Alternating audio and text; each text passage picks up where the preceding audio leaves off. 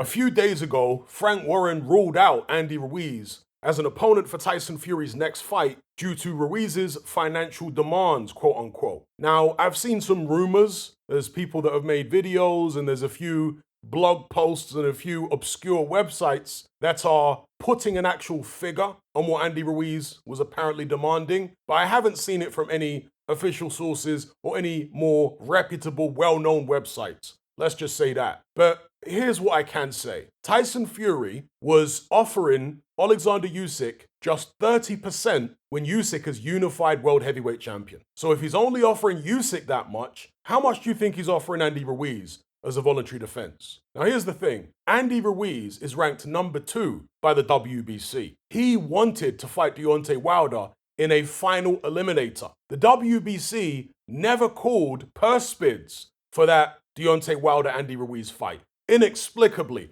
they should have called purse bids a long time ago. Now, I know that Wilder and Ruiz are both Al Heyman fighters. In a purse bid, anybody can bid. The point of a purse bid is that it resolves any disputes in the negotiation process so fights can get made. Why haven't the WBC put a purse bid on it? They have allowed Deontay Wilder to do almost as he wishes ever since he first won their heavyweight strap way back in the days when he beat Berman Stavern the first time. He has done absolutely nothing over the past, 3 years? But somehow they've endeavored to put him in at number 1 in the rankings again. Absolutely absurd. There are many fighters below Deontay Wilder in the rankings that have done more than him in the past couple years. But he leapfrogs them all to the number 1 position, and then when he's in the number 1 position, the WBC don't even force him to fight Ruiz, and they keep him in there at number 1. Ridiculous. And this brings us back on to Andy Ruiz, because if Andy Ruiz could fight a final eliminator against Deontay Wilder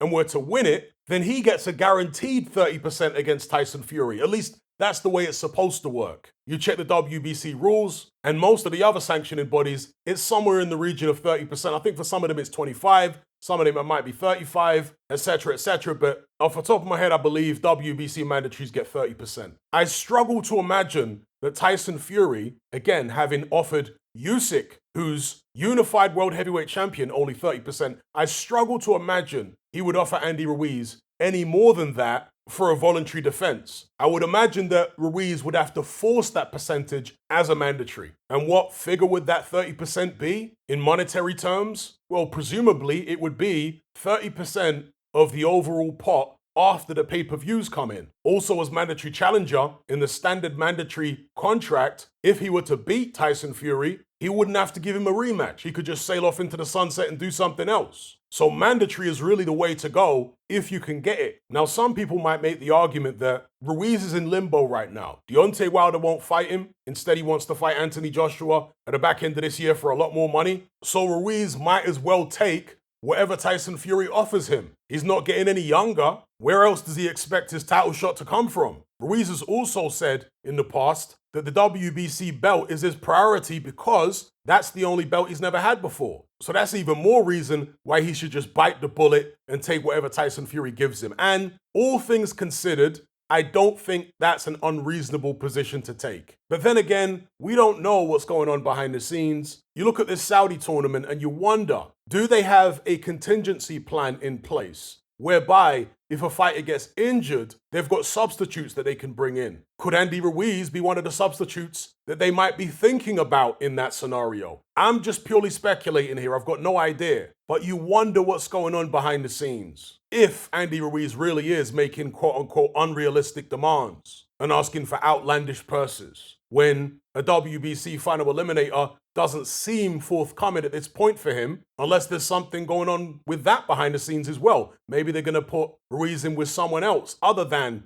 Deontay Wilder and call that a WBC final eliminator. But for now, where does this leave Tyson Fury? Zhang's got to fight Joe Joyce for a second time. He can't work things out with Ruiz. If he's going to have a summer fight, it won't be against anybody in the top 3 in the WBC rankings, Deontay Wilder, Andy Ruiz, or Anthony Joshua, for obvious reasons. Number 4 is Frank Sanchez. Now, that's the fight I would like to see. Number 5 is Makhmudov. Number 6, Dylan White. He's already beaten him. Number 7, Martin Bakole. Number 8 is Zan Kabutsky. Well, he's got a fight against Jared Anderson coming up in a couple of months. Number 9 is Otto Wallin, but he's already beat him. Number 10 is Joseph Parker, who's his personal cheerleader. Anderson's tied up with his own fight. Number 12 is Ajit Kabayel. 13, Luis Ortiz. 14, Efe Ajagba. 15, Filip Hrgovic. Out of all these people, knowing Tyson Fury, knowing his pattern of behavior in the past, he'll probably go for the path of least resistance here. So I wouldn't be surprised if it's Ajit Kabayel. And I know the different sanctioning bodies have different requirements with regards to voluntary defenses. Some of them require that you fight somebody in the top 10, but others require that you fight somebody in the top 15, so they give you a bit more leeway. If it's the top 15, then I'm sure Tyson Fury will be going for Ajit Kabayel.